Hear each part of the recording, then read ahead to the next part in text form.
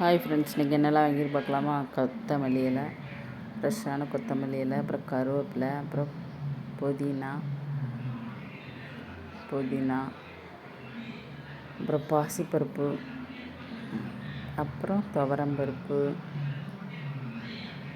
அப்புறம் கடல் பாசி, பட்டை, அப்புறம் நாட்டு சர்க்கரை, அப்புறம் 2 சோளம், அப்புறம் சின்ன வெங்காயம், பல்லாரி, இஞ்சி, தனி மிளகாத்தூள்,